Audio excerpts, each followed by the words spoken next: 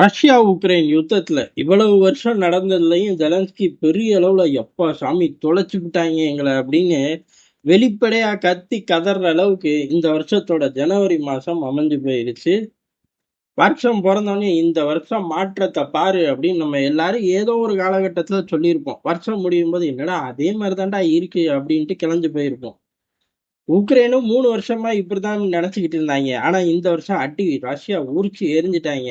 பழைய டைலாக்லாம் கிடையாது. புது டைலாக் ஏதாச்சும் சொல்லிக்க போ அப்படிங்கிற மாதிரி ஜனவரியில மிகப்பெரிய சம்பவம். எந்த அளவுக்கு அப்படின்னா ஏர் டிஃபென்ஸ் சிஸ்டம்னு ஒன்று பேப்பர்ல எழுதி ஜோப்ல வச்சுக்கிட்டாதான் உண்டு. பிசிக்கலா ஒண்ணுமே இல்லை தெரியுமா எங்க கிட்ட அப்படின்ட்டாங்க.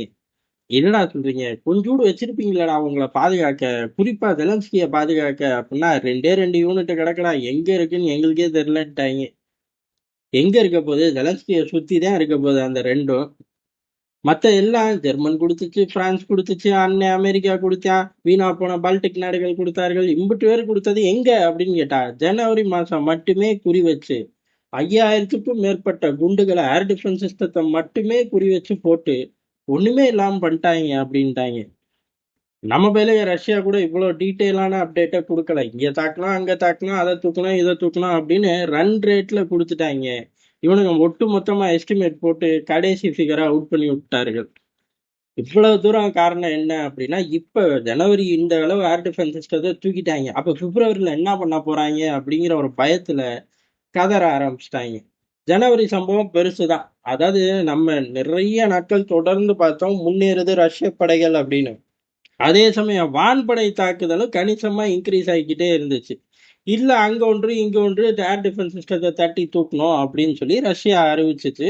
நம்மளும் விரிவா பார்த்தோம். இப்போ உக்ரைன் அறிவிக்கிறது கொஞ்சம் புதுசா இருக்கு. இப்போ உண்மையை சொல்லப்போனா உக்ரைனை பொறுத்தவரை அடி வாங்கினதை சொல்லவே மாட்டான். இதுவரைக்கும் உக்ரைன் வீரர்களோட உயிரிழப்பு அப்படிங்கிறது அபிஷியலா சொல்லல. யுத்தம் முடிஞ்ச அப்புறம் தான் சொல்லுவோம் அப்படின்ட்டாங்க. ரஷ்யாவும் ஏறக்குறைய அதே தான். அதாவது நினைக்க முடியாத அளவுக்கு இழப்புகள் இருக்கு, வேற என்ன பண்றது அப்படின்னு சொல்லி ரஷ்யாவும் ஒத்துக்குச்சு. அவனாச்சும் அப்படி சொல்றான். இவன் உக்ரைனை பொறுத்தவரை நாங்க சொல்ல மாட்டோம்டா, யுத்தம் முடிஞ்ச அப்பாடி சொல்லுவோம் அப்படின்ட்டு போயிட்டாங்க. காரணம் அந்த அளவு உயிரிழப்பு. ஆனா அண்ணன் ட்ரம்ப் தான் போட்டு விட்டுருவாரு. ஏனே வாரத்துக்கு 2000 பேர் 4000 பேர் சாகுறாங்க, அது சாகக்கூடாதுன்னு தான் நான் இந்த யுத்தத்தை நிறுத்தலான்னு பார்த்தா எவனும் என் பேச்ச கேட்க மாட்டேறீங்க அப்படின்னு சொல்லி கத்தி கத்தி அவரு ரிட்டையர்ட் ஆகி போறாரு. இல்லையே, அவருக்கு இன்னும் நிறைய வருஷம் இருக்குன்னு கேள்விப்பட்டேன் அப்படின்னு சொல்லக்கூடாது. மனுஷன் வேற வேலைக்கு போறாரு. அதிபரா இன்னும் கொஞ்சம் காலம் தொடருவார். இன்னும் அவருக்கு டைம் இருக்கு. ஒரு வருஷமே இப்பதான் முடிஞ்சுச்சு. கேக்கெல்லாம் வெட்டினாரு. ஆட்டம் பாட்டம் கொண்டாட்டம் அப்படின்னு காதுல சத்தங்கள் கேட்டுச்சு. சரி கிடக்கட்டும். இந்த செய்தியை சொன்ன உக்ரைன் கூடவே என்ன சொல்லும்? ஏதாச்சும் பார்த்து சப்போர்ட் பண்ணுங்க அப்படின்னு சொல்லும். அமெரிக்காவை பொறுத்த வரையும் பேச்சுவார்த்தை நடக்க போகுது, ஒழுங்கா அந்த பேச்சுவார்த்தையில போய் பொழைச்சிக்கிற வழியை பாரு அப்படின்னு சொல்லி தட்டி விட்டாரு ட்ரம்ப். ஆனா ட்ரம்ப்போட சகாக்கள் அப்படிங்கிறது, ட்ரம்ப் சில சமயம் குதிக்க மாட்டார், எந்த விஷயத்துக்கு ரியாக்ட் பண்ண மாட்டார். ஆனா கூட உள்ள இந்த ஆட்கள் அப்படிங்கிறவனுங்க தையாபுயான்னு குதிப்பாங்க. அவர் ஒரு அடி அடிச்சுட்டு வாடானா, இல்ல நாங்க 10 அடி அடிச்சுட்டு வரோம் தலைவா அப்படின்னு சொல்லக்கூடிய ஆட்களா சுத்தி இருக்காங்க. இதுல காமெடி பீஸும் ஒண்ணு சுத்திக்கிட்டு இருக்கு. அதான் அவங்க ஊர் ஈமோஜி தலையன் கிரகாம் வச்சு செய்வாங்க. அவனுக்கு ஊர் அரசியல்லே வச்சு செய்வாங்க. அந்த டிக்கெட் இப்ப உக்ரைன் யுத்த காலத்துக்குள்ள இறங்கி இருக்கு. காரணம் என்ன அப்படின்னா, ட்ரேட் வார்ல தான் அவர் பெரிய அளவு பேசுவார். ட்ரேட் வார்ல பேசுவாரு. அதே மாதிரி அங்க உள்ள அகதிகள் பிரச்சனையில புடிச்சு போடுற விஷயத்துல பேசுவார். இந்த 2 விஷயத்துல பேசி பல்ப் வாங்குறது. சில சமயம் மிரட்டலான பதிவுகளை போட்டேன்னு அவரே சொல்லி கூச்சுக்குவாரு. அது பூரா உள்ளூர் அரசியல் நமக்கு தேவை கிடையாது. இப்ப ட்ரேட் வார்ல அவர் வெற்றி கொண்டாட்டத்துல இருக்காரு. ஏன் அப்படின்னா, இந்தியா ரஷ்யாயில வாங்காதுன்னு ஒத்துக்கிட்டாங்க, சொல்லிட்டாங்க அப்படின்னு அவரா குதிச்சுக்கிட்டு இருக்காரு. நம்ம இன்னும் வாயை திறந்தே சொல்லல. ரஷ்யா கிட்ட கேட்டா எங்க கிட்ட இந்தியா அப்படி ஒண்ணும் சொல்லலடா, இந்தியாவும் நாங்களும் மிகப்பெரிய நட்பு நாடு அப்படின்னு சொல்லி சேர்த்து சொல்லிட்டு போயிட்டார்கள். நம்ம இன்னும் ரஷ்யா என்னை நிறுத்துறோம்னு சொல்லல, நிறுத்துற மாதிரி டேட்டாக்களும் காட்டல. ரெண்டுமே முக்கியம்ல. அப்ப இந்த ஆள் கொண்டாடிக்கிட்டு இருக்கான் அப்படின்னு கேட்டா அவன் எதுக்குதான் கொண்டாடல. அந்த கொண்டாட்டத்துல இருக்கிறனால அடுத்து உக்ரைன் யுத்தத்துக்குள்ள டைவ் அடிக்கிறாரு.